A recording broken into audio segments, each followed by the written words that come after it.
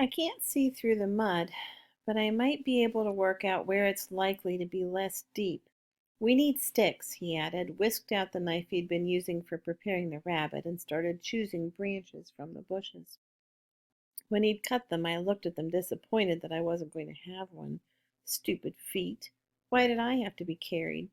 I considered myself an expert on mud after the puddle at home. I was sure I'd be better than Mum and Dad at any rate. Are they long enough? I asked. If a stick this long doesn't touch the bottom, we don't want to go there, said Dad firmly, and I realized he was right.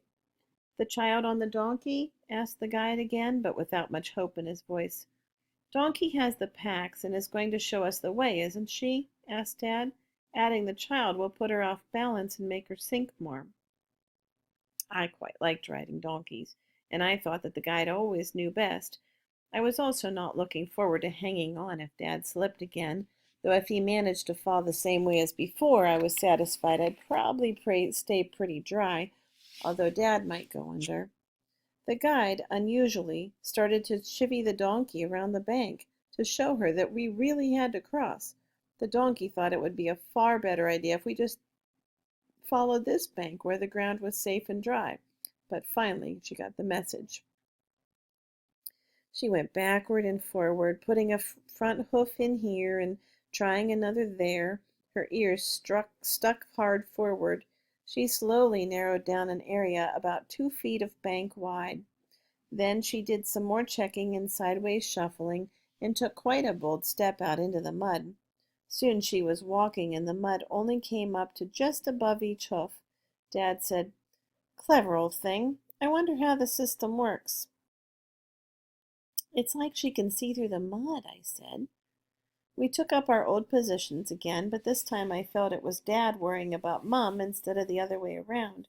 He kept stopping and trying to look back at her, but he couldn't really keep his balance and turn with me and my pack on his back and both of his feet in the mud.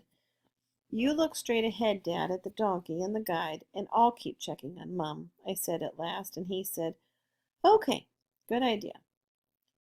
The guide called back, "Stay close together now. We must follow exactly where the donkey treads, not a little to the left, not a little to the right.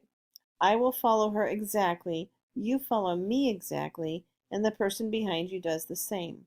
Use your stick all the time to the front to both sides before you take a step." The mud became deeper, up to Dad's knees, and higher on Mum, who's smaller. But we were getting across. It was taking ages, however. After what seemed like an hour, we were only a little way away from the bank we'd left. Checking before every step slowed us all down. Dad must have wanted it over quicker than all of us. Once out in the mud, there was no way he could put me down to take a rest. I started telling him about my design for a mud boat or a raft, remembering what the guide had said about talking being good, and Dad thought lots of important ideas that might help it stop it from sinking. "Ho!" The guide stopped and raised his arm suddenly. We looked up. The donkey, who had no stick, but like us was somehow checking every step before taking it, had stopped. None of us said anything. We didn't know how her special powers worked, but she certainly looked like she was thinking or listening, and we did know it's easier to do that if people aren't chattering. The donkey cast her head and neck side to side for a moment. Then she just stood, as if she had given up the job and now it was someone else's turn.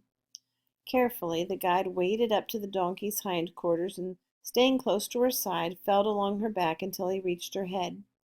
He reached with his stick into the mud in front of the donkey, this side, that side, a little further.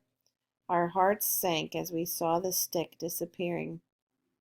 "Oh, no, I think that means we'll have to reverse a bit," said Dad, jockeying me up a bit higher on his back. The guide moved sideways from the donkey's flank now, parallel to the opposite bank and pointing upriver, feeling every step of the way with his stick. The mud was too thick to squish the stick through it. You had to put it in, draw it back out, and try again. He was very patient, but I started to get frightened for the first time. If we gave up and turned around, would we even make it back to the bank? The guide had found safe ground. He moved along it several feet, and the donkey, encouraged, picked up her heavy head, turned sideways, and began to follow. Then the guide managed to find a shallow enough place to start heading straight on toward the opposite bank again, and the donkey set off quite confidently, so the guide could take up his position behind her again. Mum and Dad each traced the maneuver with their own footsteps. Then, before we knew it, me and Dad almost trod on top of the guide as the donkey had stopped suddenly again. "Oh, no," groaned Dad for the second time. But the donkey thought for a moment and then moved sideways and started to stretch for a branch with a few leaves on it that was lying on the surface of the mud. "That's why she stopped. No, you don't, you cheeky devil." And before anyone could stop him, Dad sloshed and slurped his legs across to head the donkey off before she could reach the stick. It was as if Dad had just stepped straight into a big hole. There was the horrible dropping down sensation again, and the surface of the mud seemed to rise up to meet me. This time, the sinking stopped with less of a thud than when Dad had fallen on the path. The mud was level with my feet and his waist, and Dad had managed to stay upright. No one moved or said anything for a moment, and Dad stood very still, hardly breathing. The donkey looked puzzled for a moment and then reached for the branch anyway, dragged it across, and nibbled the leaves off while everyone looked at me and Dad. "What was that all about, eh?" said the guide, sounding cross for the first time. "Stand still now, stand still," he called, as if afraid of what Dad might do at any moment. I could feel Dad standing stock still with shock, so I could have told the guide he wasn't about to rush off. "I think I'm stuck anyway," called Dad over his shoulder, because his back was to the guide, who was floundering toward us. I turned and looked at Mum, who was hurrying in our direction too, but remembering to be very careful to test the ground with her stick, as the guide had told us. When they reached us, the guide managed to turn Dad around to face him, and took both his hands, which was difficult, as both of them were also keeping hold of their sticks. Mum planted herself firmly to one side of the guide, and made as if to lift me off over Dad's head. "No, no, no. You will just fall forward with the weight, and both of you and the child will be in the deep mud as well. Take a hold of Tiger's backpack straps and pull toward us when I say," said the guide. I didn't like to hear his voice worried and irritated. Nothing had bothered him up until now. I took it as a bad sign. We were not going to make it out of this. With the guide and Dad grasping each other's forearms and Mum gripping tight to my bag straps in front of my shoulders, Dad said, "Okay, ready, pull." Three things happened at the same time. Mum and the guide each gave a tremendous pull. As we lurched forward, a huge tatty bird swooped low across my head as if from nowhere, and I ducked and screwed up my eyes and maybe, I admit, screamed. At the same time, there was a dull ping from the bag on my back and a muddy splosh from behind me. I was still on Dad's back, but with the combined efforts of Mum and the guide, he managed to move back to safety. As Dad's feet landed on the safe ground alongside Mum and the guide, so that he was only knee-deep again, I shrieked and twisted round to look behind us. "Steady, Tiger, you'll have us in again," cried Dad.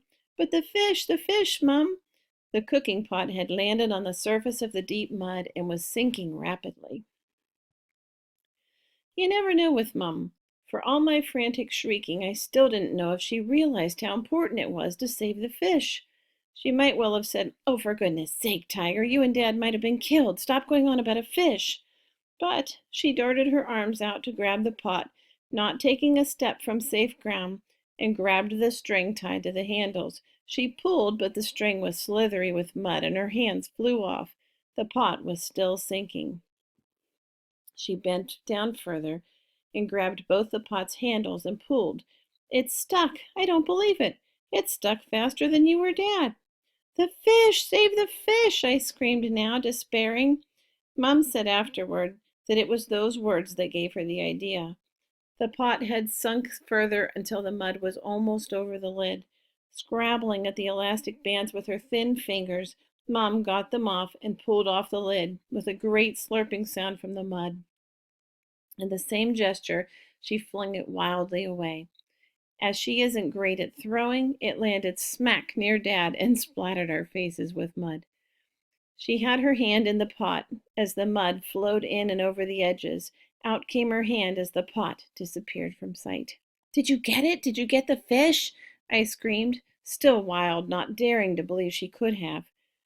The guide had watched all this unfolding from his position facing me and Dad, where he could not quickly get by to help. But he had realized Mum's plan, and as quick as a flash had one of our little water bottles in his hand, half full. "Here," he took off the lid. "Put him in here." Surely he would never fit. The fish was far too big to fit through that tiny hole that was the mouth of the bottle.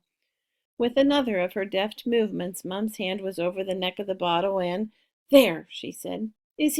How could he fit?" I asked, and they all reassured me, and Mum held up the bottle so that I could see the fish swimming worriedly around in his smaller world.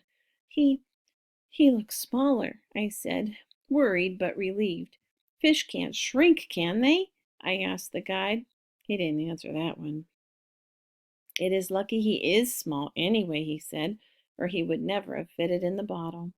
"Have you finished screaming now, Tiger?" said Dad, who had been forgotten in the drama and was facing the wrong way to watch the rescue. "Only I think you may have deafened me forever." I was a bit embarrassed about my panic over the fish now, but I was still glad he was safe. Yeah, sorry. Some people might have thought it would have been more reasonable to make all the fuss when we were in danger," he added. Then he said to the guide, "I'm sorry. It was lucky I didn't kill us all. Donkey knows what she's doing. I think Tiger would be safer on her back if she would be kind enough." "That's fine," said the guide, looking relieved. "I'll take my pack from her back in exchange," said Dad, and untied it and put it over his shoulders as the guide lifted me across the mud and sat me almost on the donkey's shoulder in front of the packs. "Hold on back here," he said, taking my hands and firmly wrapping them around two of the straps behind and either side of me. "Then if her head goes down, you won't slide down her neck and off the end." "Okay, thank you," I said. "And try not to scream in her ear," added Dad. And that's the end of chapter 4.